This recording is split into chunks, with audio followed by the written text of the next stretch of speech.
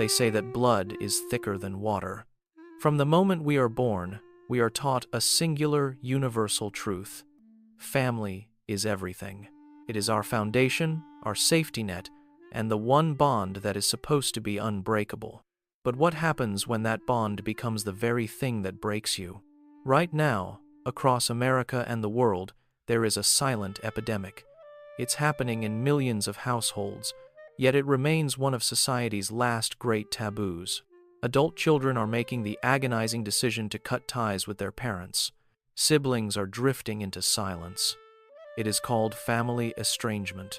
To the outside world, it looks like a sudden act of rebellion, a child being ungrateful, a parent being abandoned. But if you look closer, behind the silence, there is rarely a simple story of anger.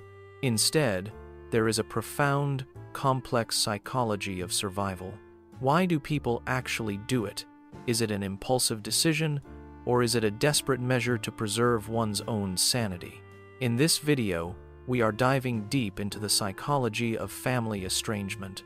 We will debunk the myth of the sudden break, explore the cumulative trauma that forces a person to walk away, and analyze the toxic dynamics from emotional neglect to narcissistic control that make no contact the only viable option. If you are struggling with guilt or trying to understand why someone you love has walked away, this is the explanation you've been looking for. This is the truth behind the silence. Let's begin.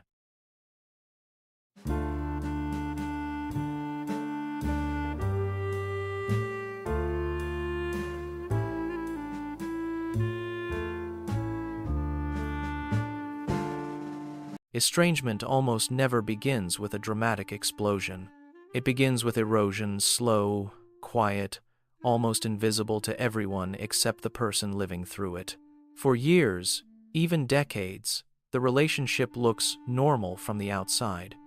Birthdays are celebrated, holidays are endured, smiles appear in photos. But beneath the surface, something is wearing down layer by layer. Not because of one catastrophic event, but because of hundreds of small ones that accumulate like sediment at the bottom of a river. Psychologists call this microtrauma, the subtle criticism disguised as concern, the boundary that gets pushed just a little further each year, the dismissive tone that tells you your feelings don't matter, the constant pressure to be who they want you to be, not who you are. Individually, these moments seem minor. Together, they become a psychological climate.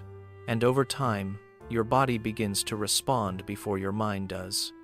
You tense before the phone rings. You rehearse conversations before family gatherings. You shrink parts of yourself to keep the peace. What you once called family dynamics becomes chronic anxiety woven into your daily life. This is the erosion most people never see.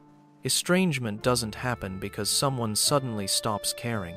It happens because they have gradually run out of capacity, out of energy, out of hope, out of space to keep absorbing the same wounds. Before the break comes the exhaustion, and before the exhaustion comes years of being slowly worn down. This is the true beginning of estrangement. Not anger, but depletion. From the outside, estrangement often looks abrupt, like someone woke up one morning, got angry, and decided to disappear. Parents describe it as out of nowhere. Friends say, "But everything seemed fine." But that's the illusion of the volcano effect. A volcanic eruption looks sudden only to those who weren't paying attention to the pressure building beneath the surface. Lava doesn't appear overnight. It forms quietly, silently, over years. The mountain holds it in until it can't. Family estrangement works exactly the same way. The final argument, the holiday meltdown, the hurtful comment, those are never the true cause. They're simply the moment the internal pressure becomes unbearable. The final trigger in a long chain of ignored boundaries, invalidated emotions, and unresolved pain. To the parent, it feels like, "You cut me off because of this." But to the adult child, it sounds like, "No, I'm stepping away because this has happened for 20 years. The break looks sudden only because the suffering was silent." Estrangement is rarely a reaction. It is a culmination, a release of years of pressure that could no longer be contained. And once the volcano erupts, everything changes. Long before someone chooses distance, many have already been cast into roles they never agreed to play. In dysfunctional or narcissistic family systems, identity is not discovered, it is assigned. And those assignments shape a child's entire emotional reality. There is the golden child, the extension of the parent's ego, praised, protected, idealized. Their purpose is to fulfill the family's narrative of success, even if it means sacrificing authenticity. Then there is the scapegoat, the one blamed for tension they didn't create. The truth teller, the emotionally aware member who refuses to accept the family's dysfunction as normal. Ironically, the scapegoat is often the healthiest one, but also the first to be pushed out when they stop absorbing everyone else's shame. But these aren't the only roles. There is the invisible child who survives by disappearing, keeping quiet, needing little, and learning that attention is dangerous. They grow up skilled at self-reliance, but chronically unsure if they deserve to exist loudly. And then, perhaps the heaviest role of all, the parentified child. The child who becomes the emotional caretaker for their own parents. The mediator, the peacekeeper, the one who carries responsibilities far too heavy for their age. These children grow up believing love must be earned through service, sacrifice, and silence. None of these roles allow a child to develop a true self. They create patterns of guilt, obligation, and emotional suppression that follow a person well into adulthood. And when someone finally steps out of the role, when they try to become a whole human instead of a family function, the system reacts. It resists.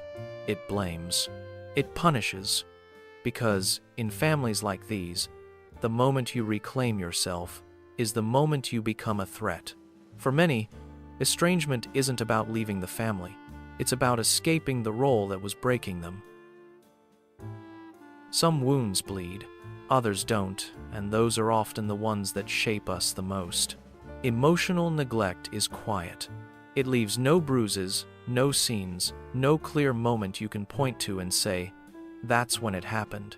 Instead, it is defined by what never happened, the comfort that wasn't offered, the protection that never came, the curiosity about your inner world that no one ever showed. Growing up without emotional attunement teaches a child something devastating, that their feelings are either too much or not worth noticing. And as adults, these same individuals often become the ones who seem strong, independent, even unbothered, while carrying a private ache that never fully goes away. This is the empty well. You keep going back to your family hoping just once to draw water. Maybe this time they'll listen. Maybe this time they'll ask how you really are. Maybe this time they'll meet you at the level you've always reached for. But every visit ends the same. A dry bucket, a hollow chest, a familiar disappointment.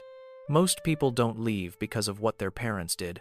They leave because of what their parents could never give.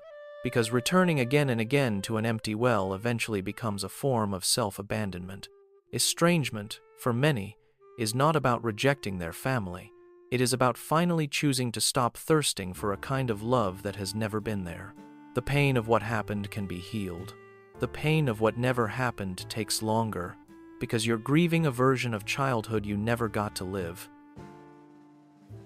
If estrangement seems sudden to outsiders, the staying is even harder to understand. Why do people endure years, sometimes decades of pain before stepping away?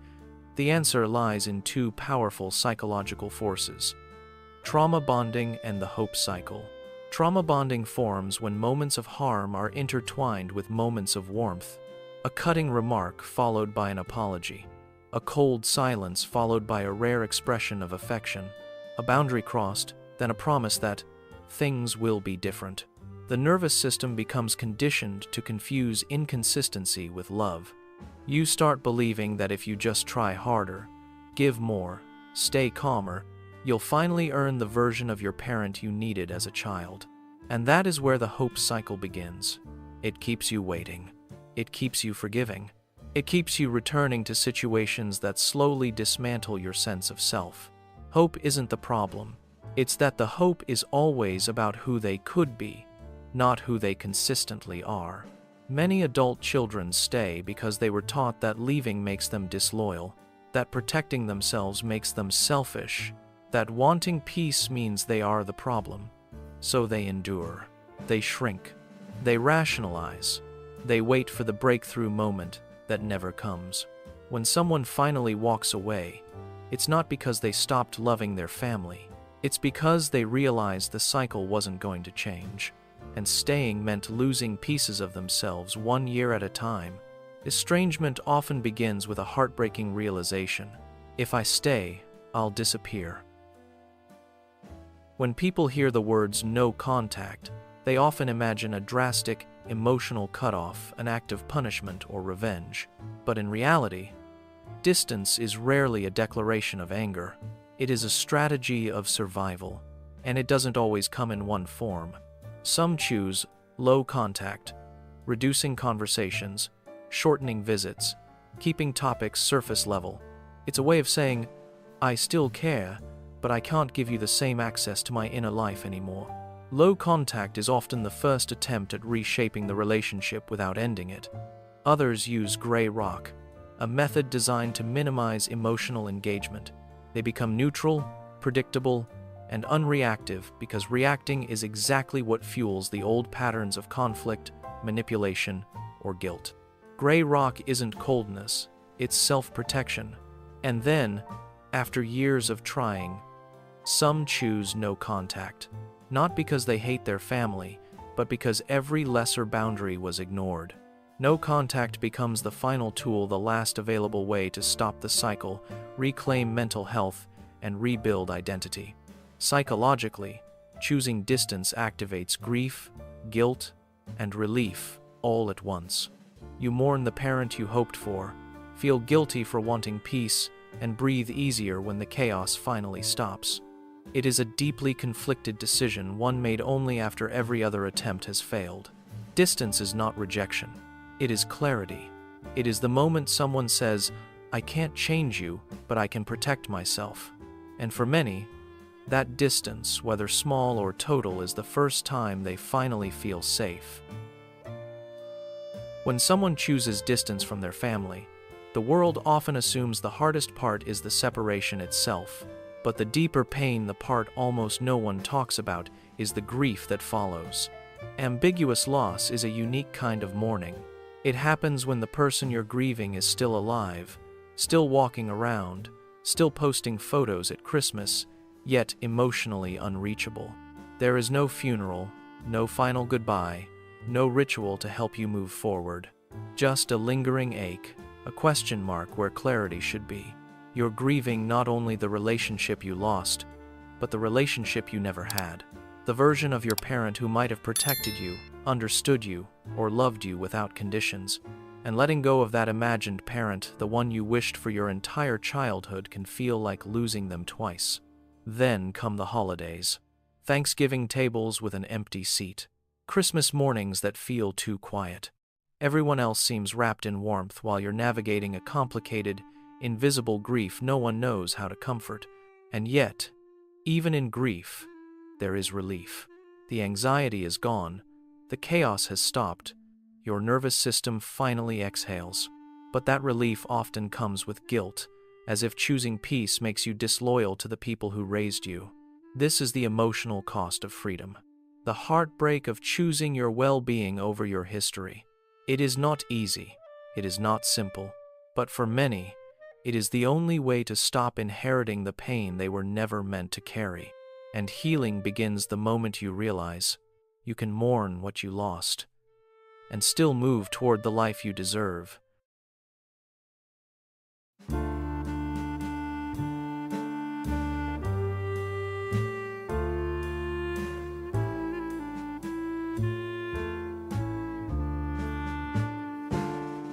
For many people, estrangement is not the end of a story. It is the beginning of a life they were never allowed to fully live. Because once the noise quiets and the guilt softens, something unexpected begins to emerge. A sense of self that had been buried under years of roles, expectations, and emotional survival strategies. Reclaiming identity is not a sudden revelation. It's a slow, tender rebuilding. You learn to ask questions you were never permitted to ask.